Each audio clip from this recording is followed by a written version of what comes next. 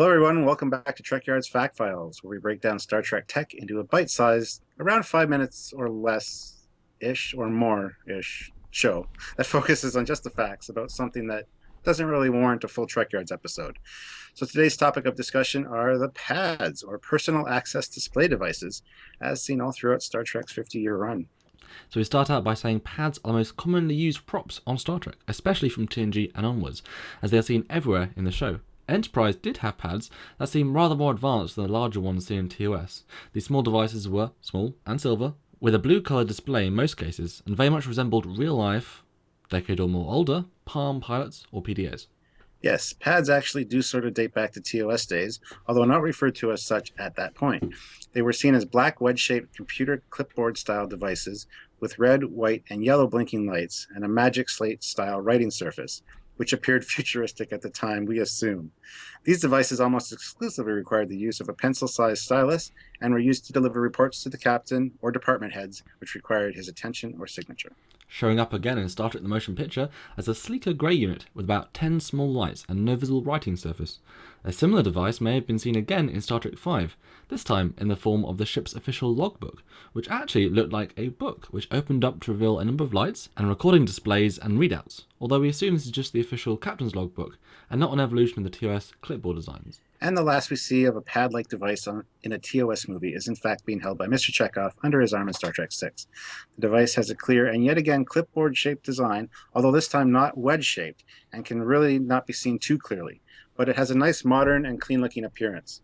Since all of these units are for data storage and retrieval, however, they should only be considered as predecessors to the PADD and not actually earlier versions of it, as they were never referred to as PADDs themselves. The PADD, as we know today, first appeared in the Season 1 of TNG and was designed by none other than Rick Sternberg and measured in at 4 by 6 by half an inch. However, this thickness varied by up to 3/4 of an inch to allow for some models to have working lights and batteries for backlit displays, although most of the props only had a sticker to represent the display information.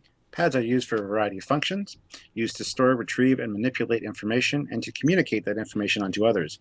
Even delivering text or instant messages, much like today's modern cell phones, the units were also used by students and others to do homework, as well as various other leisure activities such as reading, playing games, composing written works, or even as an art drawing board. Much like my iPad, actually.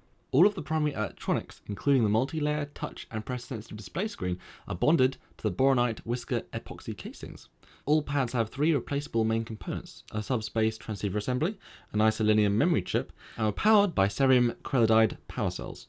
The devices vary in size, but generally are quite small, about the size of a human's hand. Larger sizes, colours, and shapes do exist, and the size range is quite variable depending on the device's specific use. Often used to display star charts, maps, blueprints, and other large display visuals, there have been a number of different PADD configurations, most of which are standard, but some customized by the user.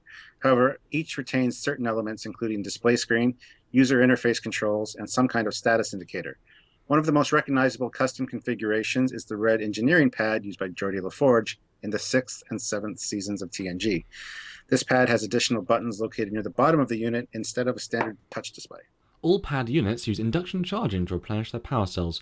This draws power from any electrical devices nearby the same way the comm badges recharge themselves. A standard Federation-style PADD had a battery life of around 16 hours worth of charge, if not near anything electrical, such as on away missions. When used on away missions, PADDs could perform uplink and downlink operations and also function as a transporter lock-on node. The display was about 4.25 times larger than that of a tricorder and was therefore used for such things on a regular basis.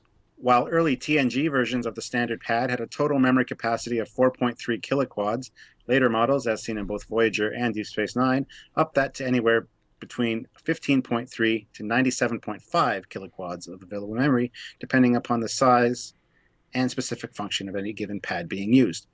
The PADDs had the ability to upload its entire memory to the ship's main computer in under a second should the need arise. Theoretically, a crew member could in fact fly the Enterprise D from a PADD while, let's say, strolling down a corridor.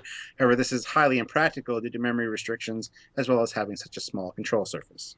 Units had the ability to swing open, much like a book, to enter into service configuration mode, so any upgrades or modifications could take place. PADDs were tough little devices and had the ability to withstand a 35-meter drop without any damage.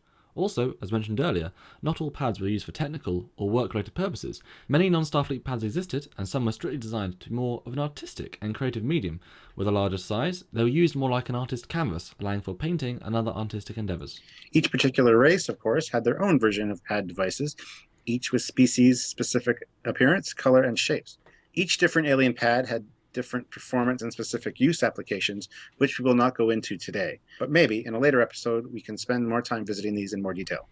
Real-world technologies, beginning with PDAs and Palm Pilots, made by Palm and Apple Newton, started to crop up after TNG was on the air, and eventually touchscreen phones and iPads made these futuristic Star Trek devices usable by everyone. Steve Jobs designed the iPad after being inspired by watching Star Trek and tried to emulate what he saw on screen, so it's a case of science fiction becoming science fact, and that is just awesome. And we want to leave you with one fun fact. On the TNG set, extras often referred to the pad props they carried as hall passes. Well, there you have it, guys. Another Trekyards Fact Files. Thanks for tuning in, and we hope you enjoyed today's episode. If you did, please remember to click that like button, and don't forget to subscribe to the channel if you haven't already. As always, we love doing these shows for you, and if you can help us out at all by donating to our Patreon, please do so, as there will be a link in the description of this video. So until next time, I'm Captain Foley. And I'm Commander Cockings. Signing off.